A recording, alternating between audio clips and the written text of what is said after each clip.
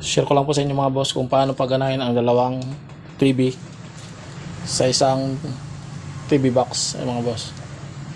Ang una mga boss, kailangan natin ng 3-in-1 jack ay mga boss. Dito natin ikakabit sa signal itong 3-in-1 jack.